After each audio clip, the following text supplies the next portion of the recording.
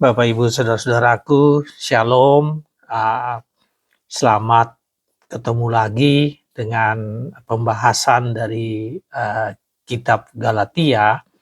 Salam dari Denpasar, Bali, Pulau Bali. Bapak, Ibu, saudara-saudara sekalian, hari ini kita akan merenungkan firman Tuhan dari Galatia pasal 2 ayat 11 sampai 14.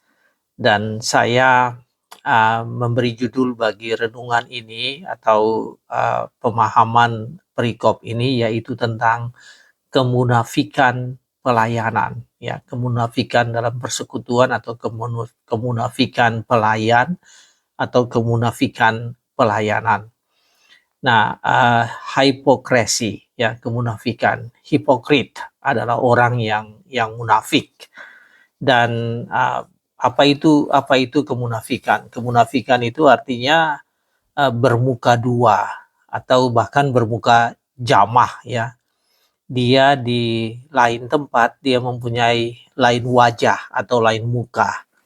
Atau kita sering mengatakan dia memakai topeng, dan topengnya itu bisa seseorang memakai topeng dan topengnya itu bisa berganti-ganti sesuai dengan tempat dan keadaan. Orang yang ngomongnya lain, bertindaknya lain. Orang yang berkhotbahnya lain, tapi hidupnya lain lagi. Ya, tidak sesuai dengan apa yang dia khotbahkan. Dan kemunafikan atau hipokresi ini, Bapak Ibu, saudara-saudaraku, adalah bentuk dari ketidakjujuran. Dan ketidakjujuran itu artinya hidup tidak berintegritas. Jadi apa itu kemunafikan? Kemunafikan artinya hidup yang tidak berintegritas. Ngomong lain, tindakan lain. Di suatu tempat dia bertampil dengan wajah yang lain, di tempat yang lain dia tampil dengan wajah yang berbeda. Saudara-saudara sekalian, kita akan membaca firman Tuhan dari Galatia pasal 2 ayat 11 sampai dengan ayatnya yang ke-14. Dan ini adalah pembahasan surat Galatia yang kelima, ya. Jadi sudah 5 minggu kita membahas atau 5 kali renungan yang saya sharing kepada Anda, kita bahas dari surat Galatia. Nah, saya akan membaca judul dari perikop ini adalah Paulus bertentangan dengan Petrus. Tetapi waktu Kefas datang ke Antiokhia, aku berterus terang menentangnya sebab ia salah. Karena sebelum beberapa orang dari kalangan Yakobus datang, ia makan sehidangan dengan saudara-saudara yang tidak bersunat. Tetapi setelah mereka datang, ia mengundurkan diri dan menjauhi mereka karena takut akan saudara-saudara yang bersunat. Dan orang-orang Yahudi yang lain pun turut berlaku munafik dengan dia, sehingga Barnabas sendiri turut terseret oleh kemunafikan mereka. Tetapi waktu kulihat bahwa kelakuan mereka itu tidak sesuai dengan kebenaran Injil, aku berkata kepada Kefas di hadapan mereka semua, jika engkau seorang Yahudi, hidup secara kafir dan bukan secara Yahudi, bagaimanakah engkau dapat memaksa saudara-saudara yang tidak bersunat untuk hidup secara Yahudi? Saudaraku, demikianlah pembacaan ini, ya, perikop yang berjudul di Alkitab saya ini, Paulus bertentangan dengan Petrus, ya.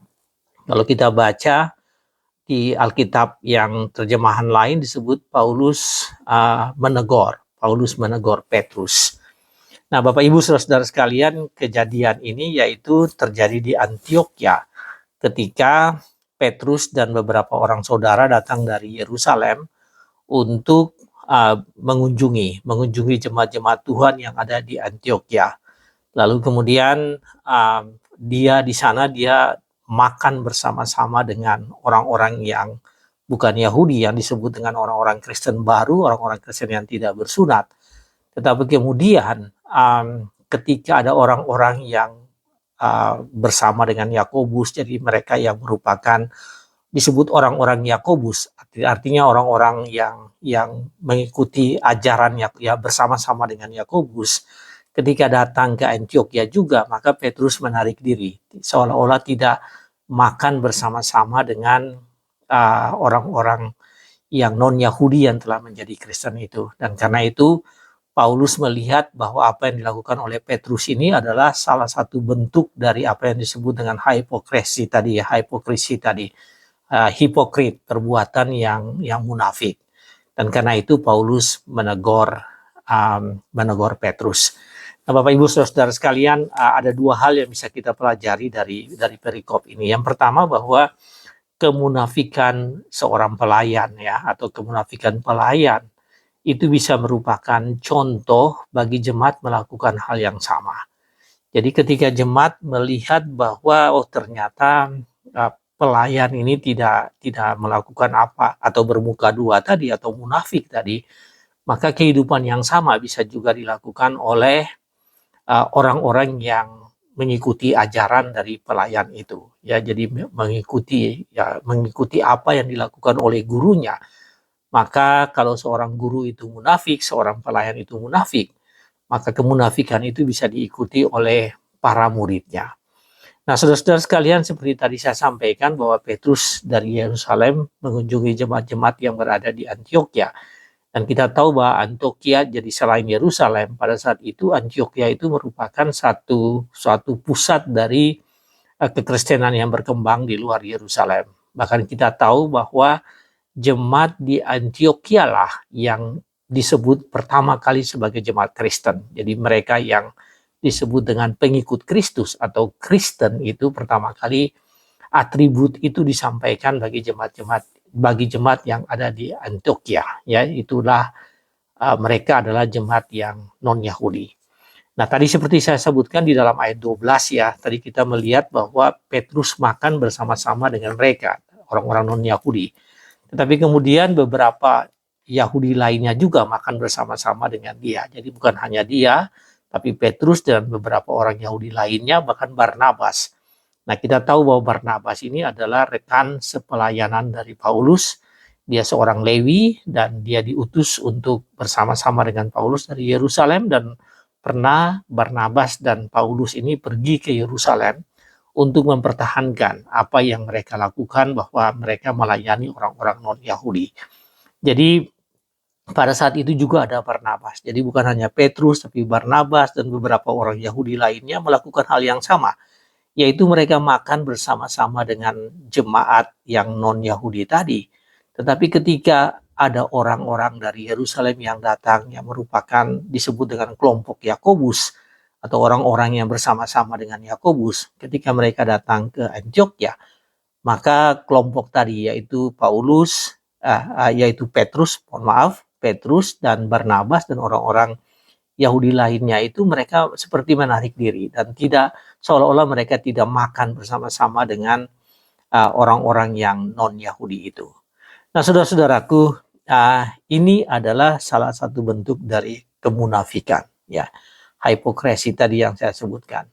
Sikap dari orang-orang yang hipokrit, ya, yang munafik, yaitu ketika nggak ada kelompok Yakobus, mereka makan tapi bersama-sama dengan non-Yahudi. Tetapi ketika Yakobus, ada kelompok dari Yakobus datang, mereka menarik diri, seolah-olah tidak terjadi apa-apa dengan mereka, dan bahwa mereka takut, ya, mereka tuh takut, takut bahwa seolah-olah bahwa mereka ini telah yang disebut dengan menerima orang-orang non-Yahudi atau mengikuti kebiasaan orang-orang non-Yahudi dan meninggalkan apa yang merupakan kebiasaan Yahudi. Kemudian Paulus menegur mereka dengan keras. Paulus mengatakan bahwa hal itu tidak boleh terjadi terhadap Petrus dan teman-temannya ini dan orang-orang dari Yerusalem ini. Jadi apa yang dilakukan oleh Petrus dan Barnabas kemudian diikuti oleh orang-orang lain, diikuti oleh orang-orang yang bersama dengan mereka. Nah, ini kita bisa melihat bahwa kemunafikan yang dilakukan oleh seorang pemimpin, maka atau seorang pelayan, maka itu juga menjadi hal yang tidak baik, tetapi diikuti oleh para pengikut lainnya. Jadi rame-rame ikut munafik karena pimpinannya atau pelayannya yang munafik. Nah, Bapak Ibu Saudara-saudaraku, orang Yahudi biasanya mereka tidak makan bareng dengan non-Yahudi, ya. tidak makan bareng dengan yang non-Yahudi apabila makanannya itu makanan yang haram, ya. Tetapi mereka bisa makan dengan orang-orang Yahudi apabila makanan itu makanan yang halal, apa yang disebut dengan kosher atau makanan yang halal. Tetapi ada satu kebiasaan yang disebut dengan biskul akum. Apa itu biskul akum? Biskul akum yaitu ketika makanan yang dimasak oleh non-Yahudi, maka Yahudi nggak makan. Nah, jadi kita bisa bayangkan mungkin saat itu adalah yang terjadi masakan itu dimasak oleh orang-orang non-Yahudi yang tidak sepantasnya atau menurut kebiasaan Yahudi, orang Yahudi tidak boleh makan karena dihidangkan atau dimasak atau disiapkan oleh orang-orang non-Yahudi. Jadi budaya itu yang disebut dengan bishul hakum. Bishul akum itu adalah makanan yang disiapkan oleh orang non-Yahudi yang tidak boleh dimakan oleh orang Yahudi. Jadi kemungkinan itu pada saat itu yang terjadi dengan Petrus, yaitu bisul akum, ya, orang yang menyiapkan makanan itu bukan Yahudi, tetapi kemudian dimakan oleh orang-orang Yahudi.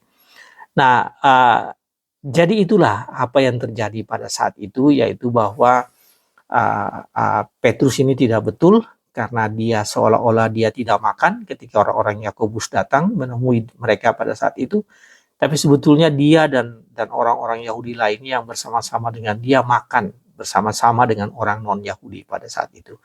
Jadi ini kita bisa melihat bentuk kemunafikan dari Petrus atau bentuk yang menunjukkan dua muka, ya. Apa yang dia ngomong lain di Yerusalem, apa yang dia praktekkan di Antioquia sesuatu hal yang berbeda.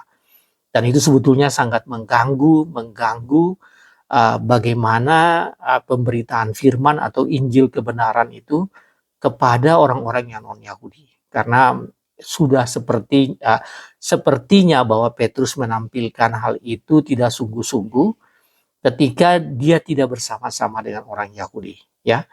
Ketika tidak ada orang Yahudi yang lain, dia seolah-olah sama dengan orang non-Yahudi, tetapi ketika ada orang Yahudi yang lain, dia seolah-olah berbeda dari mereka. Ini yang bisa saya sebutkan dengan kemunafikan, dengan cara tampil dengan wajah yang berbeda. Nah, Bapak Ibu saudara-saudara sekalian, dari penjelasan ini apa artinya bagi kita? Yang pasti bahwa kita nggak boleh berwajah dua atau bahkan berwajah lebih dari dua, ya. Yang berarti bahwa kita boleh bertopeng, ya. Kita wajah asli kita ada, tapi kemudian kita tampil di tempat lain dengan topeng. Jadi orang tidak tahu keaslian wajah kita itu seperti apa, keaslian kehidupan kita itu seperti apa, karena kita tampil dengan topeng. Di tempat yang berbeda kita mengenakan topeng yang berbeda, dan orang tidak mengerti siapa itu kita sesungguhnya. Nah, Bapak Ibu saudara sekalian, ini sering terjadi di dalam kehidupan pelayanan. Di jemaat kita tampil dengan topeng yang tertentu sebagai orang Kristen. Di luar jemaat atau di luar persekutuan kita tampil dengan topeng yang lain. Di gereja kita ini orang yang lain, orang yang Kristen. Di luar gereja atau kita sebut di marketplace, kita ini tampil dengan bukan sebagai seorang Kristen. Ya, di tengah-tengah masyarakat kita tampil bukan sebagai seorang Kristen. Nah, ini adalah yang disebut dengan kemunafikan atau yang disebut dengan hidup yang tidak berintegritas. Nah, kalau Anda seorang pelayan, Bapak Ibu saudara-saudara sekalian, kalau Anda seorang pelayan, ada seorang pemimpin, maka Anda tidak boleh hidup dengan bermuka jamah atau bermuka dua atau topeng, yaitu dengan cara apa? Dengan cara Anda tidak melakukan apa yang Anda khotbahkan, apa yang Anda ajarkan. Anda ngomong lain, Anda berkhotbah lain, Anda ngomong dari mimbar lain, tapi apa yang Anda lakukan lain. Kalau Anda seorang pelayan, seorang jemaat biasa, seorang jemaat awam pun, Anda tidak boleh bermuka dua. Seorang Kristen itu orang yang tidak boleh berbeda, bermuka banyak, bermuka dua, bermuka jamah, tergantung pada keadaan, sehingga identitas kekristenan kita itu hilang atau tidak ada. Jadi ini merupakan pelajaran bagi kita bahwa kemunafikan itu hal yang tidak boleh terjadi dalam kehidupan kita. dalam kehidupan pelayanan apalagi ya, apalagi dalam kehidupan pelayanan, dalam kehidupan penginjilan, dalam kehidupan pemberitaan firman Tuhan, maka tidak boleh bermuka dua, tidak boleh munafik dalam menunjukkan identitas kita. Kita harus betul-betul menampilkan siapakah kita sesungguhnya. Seperti di gereja, ya, seperti di gereja, Anda tampil dalam persekutuan, maka hal yang sama juga Anda harus tampil di luar gereja atau di luar persekutuan, atau di tengah-tengah masyarakat, atau di marketplace. Nah, Bapak Ibu, itu adalah pelajaran yang pertama. Yang kedua, yaitu bahwa kemunafikan itu harus ditegur. Harus ditegur, tidak bisa dibiarkan saja, tapi kemunafikan itu harus ditegur. Di dalam ayat 11 dikatakan demikian. Tetapi waktu Kefas ini Petrus, ketika Kefas datang ke Antiokhia, aku berterus terang. Ini Paulus mengatakan, aku berterus terang menentangnya. Jadi Paulus berterus terang menantang dia karena sifatnya yang tadi saya sebutkan dengan hipokrasi itu ya. Paulus betul-betul menentang dia. Dalam ayat 14 dikatakan begini. Tetapi waktu kulihat bahwa kelakuan mereka itu, jadi mereka ini adalah Petrus, Barnabas atau Kefas, Barnabas dan orang-orang yang bersama-sama dengan dia pada saat itu. Tetapi waktu kulihat ya, Paulus melihat bahwa kelakuan mereka itu tidak sesuai dengan kebenaran Injil. Jadi sebetulnya Paulus merujuk pada kebenaran Injil. Kebenaran Injil itu yaitu bahwa di hadapan Kristus semua orang itu sama. Di hadapan Kristus Yahudi dan non-Yahudi itu sama, sehingga mereka harus diperlakukan sama. Ya, ketika Paulus melihat bahwa Petrus sudah hidup tidak sesuai dengan kebenaran Injil, aku berkata kepada Kefas di hadapan mereka, bahwa jika engkau seorang Yahudi hidup secara kafir dan bukan secara Yahudi, bagaimana engkau dapat memaksa saudara-saudara yang tidak bersunat untuk hidup secara Yahudi? Jadi Petrus ingin mengatakan bagaimana engkau menyampaikan firman dengan baik. Ya, bagaimana engkau mau menginjili, bagaimana engkau akan memberitakan firman apabila hidupmu itu penuh dengan kemunafikan. Jadi Paulus menegur Petrus secara langsung pada saat itu dan dengan terus terang. Paulus ingin memperjelas ajaran yaitu bahwa di hadapan Allah, di hadapan Tuhan Yesus Kristus semua orang itu sama, baik orang Yahudi maupun non-Yahudi, budak atau orang merdeka, ya semuanya mempunyai status yang sama dan karena itu harus diperlakukan sama. Paulus ingin menyatakan hal yang benar dan dengan yang dilakukan Petrus dan kawan-kawan ya sebagai cara yang tidak tepat itu akan sulit untuk menginjili orang-orang yang bukan Yahudi. Saudara, dari sisi pengalaman pelayanan tentu saja Petrus adalah lebih senior dari Paulus. Nah, Anda bisa lihat di sini seorang pelayan yang lebih junior yaitu Paulus. Dia menegur pelayan yang lebih senior yaitu Petrus dan teman-temannya ya, Petrus dan Barnabas dan teman-temannya. Jadi bisa saja seorang yang junior tapi dia tahu kebenaran, dia menegur atau dia memperingatkan seorang pelayan yang lebih senior. Bisa saja seorang yang lebih junior dalam mengikuti Tuhan, dalam beriman kepada Tuhan, baru menjadi orang Kristen. Tapi dia menegur orang yang sudah lebih senior dan sudah lama disebut sebagai orang Kristen. Karena memang salah ya tadi, kemunafikan, hidup dengan tidak sesuai dengan apa yang dikatakan oleh firman Tuhan.